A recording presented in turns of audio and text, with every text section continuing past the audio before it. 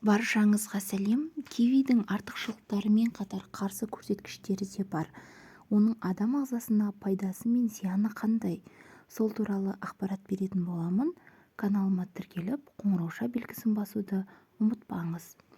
Киви бұл тек дәмді ғана емес, сонымен қатар денсаулығымызға керек нағыз пайдалы жеміс.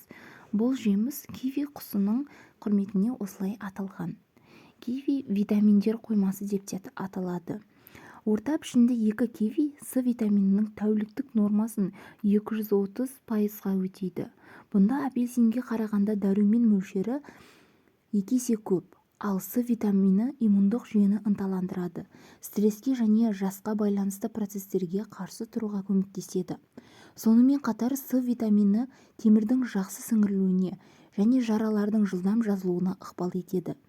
Сондай-ақ киви құрамында холестеринді төмендететін және адамның иммунитетін нығайтатын әлеуетті антиоксидант Е дәруменіне бірегей майсыз формасы бар. Құрамында серотонин көп. Киви жемісінде серотонин өте көп болуы бұл жемісті ас қорыту және жүрек қан тамыр жүйесі үшін өте пайдалы екенін білеміз. Серотонин есте сақтау қабілетін, көңіл күйді жақсартады және ақпаратты қабылдауды ынталандырып, тәбетті қалыпқа келтіреді. Сонымен қатар серотонин тез және ауыртпалықсыз оянуға ықпал ете отырып, ұйқыны сапалы және сандық түрде жақсартады. Құрамында магний мен калий бар. 2 кивиде шамамен 30 магний бар. Ал бұл жүйке мен бұлшықеттердің жұмыс істеуі үшін маңызды зат. Сондай-ақ киви калийге бай. Онда калий мөлшері бананға қарағанда 2 есе көп. Ал кивиді үнемі тұтыну қан қысымын реттейді, инсульт және бүйрекке тас жиналу қаупін төмендетеді. Сондай-ақ остеопороз бен жүрек қан тамырлары ауруларының алдын алуға көмектеседі. Таңғы аста 1 киви жеу қанды сұйылтатын аспирин секілді тиімді.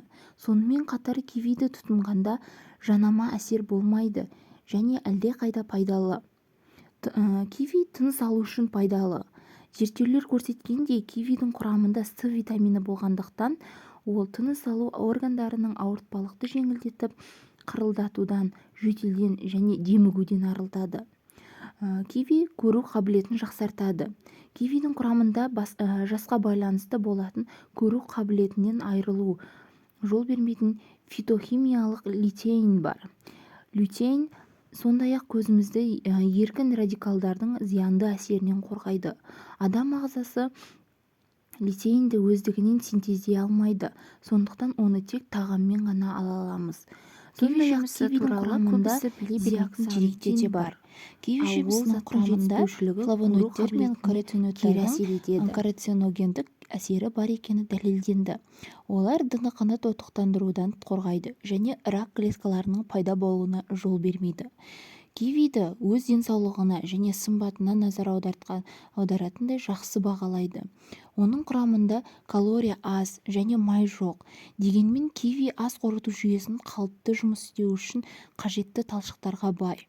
Сонымен бірге киви жүкті әйелдер үшін қажетті жеміс. Оның құрамында жатырдағы қан жасушаларын өндіруге қажетті фолий қышқылы өте көп. Бұл экзотикалық жеміс еркектерге де пайдалы. Кивидегі амин қышқылдардың аргинині импотенциалды емдеу және алдын алуға қолданылады. Кивидің қандай да зияны бар? Кейбір адамдарда киви аллергиялық реакция тудыруы мүмкін.